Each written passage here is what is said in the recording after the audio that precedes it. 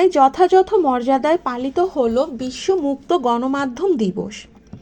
শরীফুজ্জামান নড়াইল প্রতিনিধি। নড়াইলের লোহাগাড়া উপজেলা পরিষদের আয়োজনে যথাযথ মর্যাদায় পালিত হয়েছে বিশ্ব মুক্ত গণমাধ্যম দিবস 2026। এ উপলক্ষে রবিবার 3 মে সকাল 11টায় উপজেলা পরিষদ হলরুমে এক আলোচনা সভার আয়োজন করা হয়। এ বছরের প্রতিপাদ্য ছিল জবাবদিহির সংস্কৃতি, প্রতিষ্ঠার প্রধান সহযাত্রী স্বাধীন ও দায়িত্বশীল গণমাধ্যম।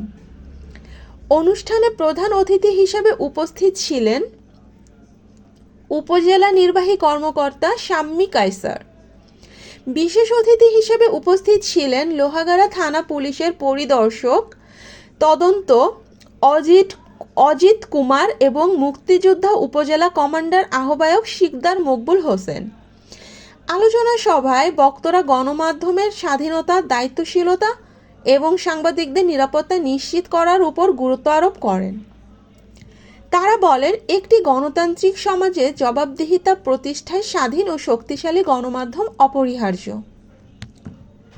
অনুষ্ঠানে লোহাগাড়া উপজেলায় কর্মরত বিভিন্ন প্রিন্ট ও ইলেকট্রনিক্স মিডিয়ার সাংবাদিকরা উপস্থিত ছিলেন।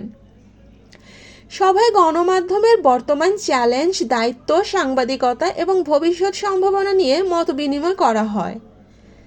শেষে বিশ্ব মুক্ত গণমাধ্যম দিবসের তাৎপর্য তুলে ধরে বক্তারা ভবিষ্যতে গণমাধ্যমকে আরও শক্তিশালী, স্বাধীন ও দায়িত্বশীলভাবে গড়ে তোলার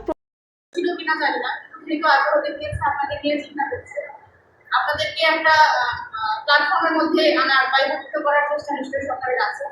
সেক্ষেত্রে আমার দিক থেকে আমি যেভাবে পারি, যেখানে আপনাদের বিষয়ে বলার প্রয়োজন হয় বা যেখানে আমি